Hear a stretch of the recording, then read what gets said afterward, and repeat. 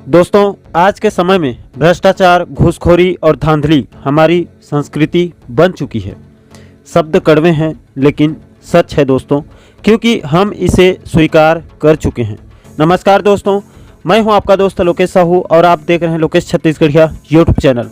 दोस्तों, आपको याद होगा कुछ दिन पहले शिक्षा विभाग में एक कथित डायरी में 300 करोड़ से ज़्यादा की घूसखोरी और धांधली का मुद्दा बड़ी तेज़ी से उछला था। दोस्तों, ठीक उसी तर्ज पर इस समय शिक्षकों की जो पदोन्नति चल रही है उसमें भ्रष्टाचार और धांधली की खबरें चारों तरफ सुर्खियों में हैं और इसको लेकर शिक्षा विभाग में माहौल गर्म भी हो गया है। दोस्तों, ये बहुत ही महत्वपूर्ण मुद्दा है जिसे दबाने से हमारा ही आने वाला भविष्य भी भ्रष्टाचार की भेंट चढ़ सकता है। इसीलिए ऐसे खबरों को दबाना नहीं चाहिए। इसलिए इसे सभ्य समाज में कतई बर्दाश्त करना और सहना ठीक नहीं है और इस मुद्दे पर बात करना सख्त जरूरी है, क्योंकि आज कोई एक इस भ्रष्टाचार का शिकार हो रहा है। आने वाले समय में पूरा समाज इस धांधली के चपेट में आ जाएगा। दोस्तों, अभी जो पदोन्नति में लेन देन की जो खबरें हैं उसकी सूचना मुझे कल से पता चल गई थी इसकी, लेकिन दोस्तों ये तो आपको भी पता है कि ऐसे मुद्दों पर जब तक कोई तथ्य न हो बात करना उचित नहीं होता है। उसके बाद दोस्तों, जब मैंने इस संबंध में जानकारी जुटानी शुरू की तो उस संबंध में एक वेब पोर्टल की रिपोर्ट मुझे मिली है जिसमें इस कथित धांधली को बड़े ही विस्तार पूर्वक और कहानी की तरह सिलसिलेवार बताई गई है। तो दोस्तों, आपका वक्त जाया न करते हुए चलिए विस्तार पूर्वक जान लेते हैं कि आखिर मामला क्या है। दोस्तों, सबसे पहले आप इस वेबसाइट का यहाँ पर देख सकते हैं, NW न्यूज़ का है, 30 जनवरी ये कल का है और इसकी सूचना मुझे आज मिली है, आज सुबह। दोस्तों, यहाँ पर देखिए इसके हेडलाइंस में खबर पक्की है, पोस्टिंग तुहर द्वार, अब अंदर की हर खबर आएगी बाहर। दोस्तों, जैसे कि आपको पता होगा कि कोरोना काल में छत्तीसगढ़ में शिक्षा विभाग में पढ़ाई तुहर द्वार चल रही थी और डोर टू डोर जाकर शिक्षक पढ़ा रहे थे, अपनी सेवा दे रहे थे, बच्चों की शिक्षा को प्रभावित हो रही थी, तो उसको रोकने के लिए शिक्षकों द्वारा ये बहुत ही अच्छी पहल की जा रही थी। उसी तर्ज पर अब जो भ्रष्टाचार हो रही है वो पोस्टिंग तुहर द्वार वाला चल रहा है। क्या है मामला, देखिए सबसे पहले यहाँ पर पोस्टिंग तुहर द्वार, इसमें बताया गया है स्कूल शिक्षा विभाग ने पढ़ाई तुहर द्वार योजना चला रखी है। यह योजना कोरोना काल में बच्चों की पढ़ाई बाधित न हो इसलिए चालू की गई थी। अब यह योजना कुछ जिला शिक्षा अधिकारियों जेडी को इतनी रास आई कि इन्होंने पोस्टिंग तुहर द्वार योजना चला दी है। यहाँ पर तंज कसते हुए बड़ी सटीक बात कही गई है। इसमें कार्यालयों के एजेंट उन लोगों की सूची लेकर बैठ गए हैं जिनकी नई नियुक्ति होनी है या प्रमोशन होना है और घनघनाने लगा फोन। अब दोस्तों, मुझे ये समझ में नहीं आ रहा है कि उन दलालों को सूची कहाँ से मिल गई है। अभी ठीक ढंग से जिला शिक्षा अधिकारियों को सूची का अता पता नहीं है, तो उन एजेंट लोगों को सूची कहाँ से पता चल गई, कौन दिया उनको, ये बड़ा सवाल है यहाँ पर। इसमें आगे लिखा है, इधर जिनका चयन होना था वह भी हैरान थे कि आखिर हमारी गोपनीय जानकारी सामने वाले के पास कैसे है, फिर जिसने सुर से सुर मिलाया उससे मोटी रकम लेकर उसका काम भी कर दिया गया। उसी बात को यहाँ पर कहा गया है जो मैंने बताया, और बाद में उन्हीं नए शिक्षकों में से कुछ एजेंट बन गए। तो दोस्तों, यहाँ पर बड़ी ही महत्वपूर्ण बात कही गई है कि शिक्षकों के द्वारा ही एजेंट का काम किया जा रहा है इसके मुताबिक, जिसमें से एक का ऑडियो वायरल हो गया है, ऑडियो भी वायरल हुआ था आपको पता होगा 1-2 दिन पहले, और जिसकी गूंज अब शिक्षा विभाग के हर कार्यालय में बताते हैं। बस्तर से लेकर सरगुजा तक हर जगह का यही आलम है और अगर स्कूल शिक्षा विभाग थोड़ी सी भी मुस्तैदी दिखा दे तो जो करोड़ों का खेल हुआ है और अब जिसे अरबों तक पहुंचाने की कोशिश है उसका पता आसानी से शासन और प्रशासन को लग जाएगा, क्योंकि पदोन्नति को लेकर भी यही दलाल गैंग सक्रिय है। दोस्तों, सवाल ये उठता है कि नीचे से ऊपर तक पूरा करप्ट है, सिस्टम ही करप्ट है, तो कौन इसकी सूद लेगा, कौन अधिकारी है जो ईमानदारी से इसको करवाएगा, ये बड़ा सवाल है। इसमें आगे एक और महत्वपूर्ण बात कही गई है इस सेक्शन में, देखिए यहाँ पर कहा गया है, इसका टाइटल रखा गया है, बेलगाम पदाधिकारी खामोश नेता। इसमें बताया गया है प्रमोशन के मसले पर सभी शिक्षक संगठनों में उठापटक का दौर जारी है। आपको भी पता है, चाहे मामला स्थानांतरण से वरिष्ठता का हो या फिर डबल स्नातक या फिर MA संस्कृत को स्नातक के लिए मान्यता देने का, संगठन के नेताओं की जान अटकी हुई है, क्योंकि हर मसले पर उनके पदाधिकारी दो खेमे में बटे हुए हैं और चाहते हैं कि उनके नेताजी उनकी आवाज़ बने। लेकिन बने तो बने कैसे, क्योंकि जिस भी पक्ष का साथ देंगे वह खेमा तो यह समझेगा कि यह उनका नैतिक हक था, लेकिन जिसके विरोध में बात होगी वह संगठन त्यागने में जरा सी भी देरी नहीं करेगा, क्योंकि मामला प्रमोशन का है। ऐसे कुछ संगठन में इसकी शुरुआत हो ही गई है और मामला न्यायालय तक भी पहुंच चुका है। स्थानांतरण की वरिष्ठता मामले में चुप्पी एक संगठन को काफी भारी पड़ सकती है। ऐसे ही एमए संस्कृत को अमान्य करने की मांग करने वाले एक नेताजी को भी यह मांग काफी भारी पड़ गई, क्योंकि बस्तर से जसपुर तक एमए संस्कृत डिग्रीधारी गुरुजनों ने यह मान लिया है कि यह उन्हें प्रमोशन से बाहर करने की साजिश है।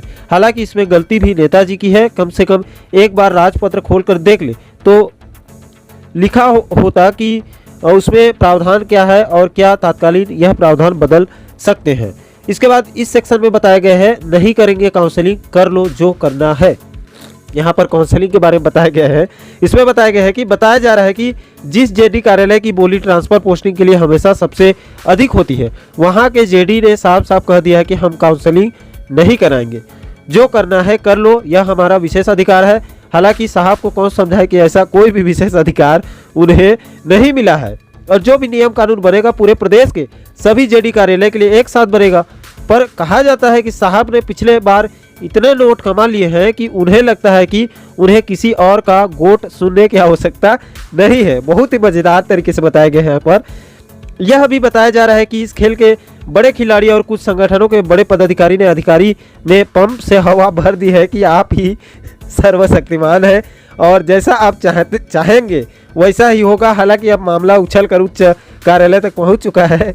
ऐसे में किसी भी समय साहब का फोन घनघना जाए और उन्हें रिटर्न मारकर काउंसलिंग कराना पड़ जाए तो कोई आश्चर्य की बात नहीं होगी। बहुत ही यहाँ पर अच्छी बात बताई गई है। यहाँ पर कहा गया है नहले पर दहला। अब इस सेक्शन को भी देखिए दोस्तों, यहाँ पर क्या है। यहाँ पर है पोस्टिंग का खेल खेलने वाले दलाल व्हाट्सएप कॉल करके खुद को महफूज समझ रहे हैं, लेकिन हो गया उल्टा। व्हाट्सएप पर दलाल शिक्षक ने पूरे राज उगल दिए हैं और यह सोचकर कहानी बताते रहे कि जितनी ज़्यादा पहुंच बताऊंगा उतना केस मिलना आसान हो जाएगा। लेकिन उन्हें पता नहीं था कि उनका व्हाट्सएप कॉल भी ऑडियो कॉल जैसा ही रिकॉर्ड हो रहा है। शायद पैसा देकर पोस्टिंग पाने वाले गुरुजी को यह पता नहीं था कि जिनकी नौकरी अभी लगी नहीं है वह टेक्नोलॉजी के मामले में उनके भी उस्ताद हैं और हर प्रकार के कॉल को रिकॉर्ड करने का एप्लीकेशन आजकल मौजूद है। इधर गुरुजी का तो नपना तय है, लेकिन कार्यवाही में लेट लतीफी हुई तो यह भी तय हो जाएगा कि गुरुजी के ऊपर हाथ कार्यालय का ही है, क्योंकि आधे घंटे लेट पहुंचने वाले गुरुजी को नोटिस थमाने वाला बिलासपुर जेडी कार्यालय इतने गंभीर मसले में भी जिस प्रकार चुप्पी लगाए बैठा है, तो मामला ये बिलासपुर का है दोस्तों। सीधा सीधा यहाँ पर कहा गया है बिलासपुर जेडी कार्यालय इतने गंभीर मसले में भी जिस प्रकार चुप्पी लगाए बैठा है, उससे यह तो साफ है कि दाल में कुछ काला है। और कहते भी हैं कि असली खेल तो ऊपर से ही हो रहा है, नीचे तो केवल प्यादे हैं। ये बिल्कुल सही बात कही गई है। और आगे इसमें बताया गया इस सेक्शन में देखिए, यहाँ कहा गया है कमाई का कुआं। बिल्कुल कमाई का कुआं है। बताते हैं कि जेडी कार्यालय में कमाई का अच्छा खासा जुगाड़ है, इसीलिए संभाग का हर बड़ा खिलाड़ी अब वहां पहुंचना चाहता है। बाबू से लेकर अधिकारी तक इस दौड़ में शामिल है। ऐसे ही एक बड़े जेडी में जिला शिक्षा अधिकारी कार्यालय के दिग्गज बाबू पहुंच चुके हैं और दूसरे की तैयारी है, लेकिन उनकी दाल अभी गल नहीं रही है। रेगुलर प्रधान पाठकों की पोस्टिंग में भी जमकर खेल हुआ था। पहले पोस्टिंग आदेश जारी किए गए, वही तो है दोस्तों रेगुलर प्रधान पाठकों की, जो मैं आपको पहले बताया 300 करोड़ की जो कथित डायरी वाला बात है वो यहीं से निकलकर सामने आई है। पहले पोस्टिंग आदेश जारी किए गए और फिर जमकर संशोधन किया गया।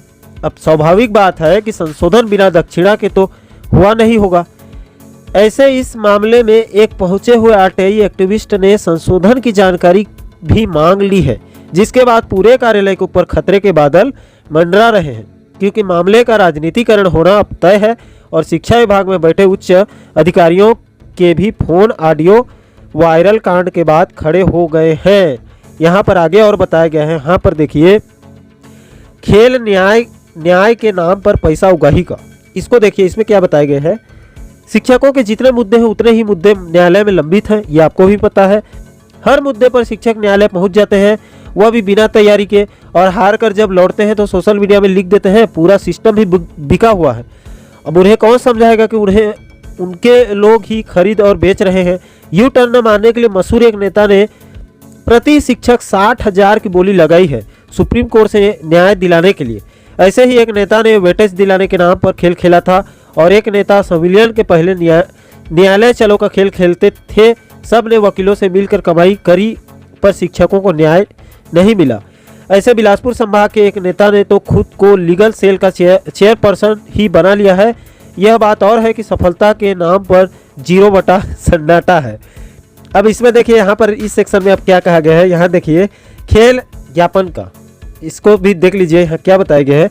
प्रमोशन में कुल जमा 4 पोस्टों पर शिथिलता का मुहर लगा है, लेकिन संगठनों का ज्ञापन देखें तो वह 7 से 8 मुद्दों पर प्रमोशन करा रहे हैं। इधर हमने अधिकारियों से बात की तो उन्होंने खुद कहा कि हम शिक्षक संगठनों के नेता को यह साफ बता चुके हैं कि जिन मुद्दों पर आप ज्ञापन सौंप रहे हैं उन पर हमारी तरफ से कुछ नहीं हो सकता। जब तक सरकार की तरफ से कैबिनेट बैठक में प्रस्ताव पास होगा तभी इनका प्रमोशन होगा। फिर भी संगठन वाले ज्ञापन थमा जाते हैं तो हम उन्हें मना तो नहीं कर सकते। बताया जा रहा है कि यह पूरा खेल केवल और केवल शिक्षकों को साधने का है। नेताओं को यह बात अच्छे से पता है कि किनका प्रमोशन होगा और किनका नहीं।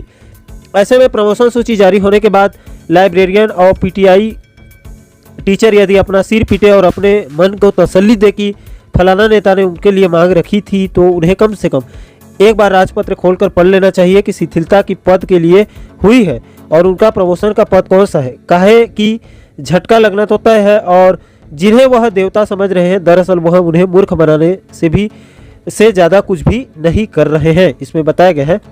अब दोस्तों आखिरी में यहाँ पर 2 महत्वपूर्ण सवाल जनता से पूछे गए हैं, इसे भी देख लीजिए। पहला सवाल इन्होंने पूछा कि इस पोर्टल वाले ने कि पहले में है प्रमोशन में व्याख्याता को प्राचार्य बनाने की रियायत क्यों नहीं मिली, और प्रमोशन यदि हो रहा है तो इसका क्रेडिट किस संगठन को मिलना चाहिए। ये बड़ा वाजिब सवाल है। दूसरे नंबर पर कहा गया है कि किस शिक्षक संगठन के नेता को घेरने के लिए अलग अलग कार्यालयों में आरटीआई के आवेदन पहुंच रहे हैं। ये 2 महत्वपूर्ण सवाल भी आखिरी में पूछे गए हैं। तो दोस्तों आशा करता हूं कि आप इस वीडियो के माध्यम से पदोन्नति में चल रहे कथित धांधली को अच्छे से समझ गए होंगे। दोस्तों इसके ऊपर कहने के लिए मेरे पास शब्द की कोई कमी नहीं है, लेकिन समय की गंभीरता और शब्दों की मर्यादा का ख्याल रखते हुए बस इतना ही कहूँगा दोस्तों कि भले कोई आदमी बेईमानी और धांधली करके कितना ही नोट छाप ले, लेकिन अंत में उनका अंजाम वही होगा जो मंजूर खुदा होगा। क्योंकि दोस्तों मेरा मानना है कि दूसरे के हक को छीन कर खाने वाले का कभी भी पेट नहीं भरता और बांट कर खाने वाला कभी भूखा नहीं मरता। ये प्रकृति का नियम है। दोस्तों आपको क्या लगता है, क्या भ्रष्टाचार, धांधली और रिश्वतखोरी को समाज में स्थान देना चाहिए? क्या इससे हमारे आने वाला भविष्य बर्बाद नहीं होगा? क्या इससे पैसों का बोलबाला और प्रतिभा, टैलेंट और हुनर जैसे शब्दों का समाज से नामो निशान नहीं मिट जाएगा? इस पर आपकी क्या राय है? अपनी व्यक्तिगत राय कमेंट सेक्शन में ज़रूर बताएं। और दोस्तों इसके साथ साथ प्रदेश के ऐसे ही महत्वपूर्ण मुद्दों पर वीडियो देखने के लिए चैनल को सब्सक्राइब जरूर करें ताकि हमारे सभी नए वीडियो आप लोगों तक तुरंत पहुंच सके। दोस्तों फिलहाल इस वीडियो में इतना ही। मुझे दीजिए इजाज़त। मैं मिलता हूं आपसे एक और महत्वपूर्ण वीडियो के साथ। तब तक के लिए जय हिंद, जय छत्तीसगढ़।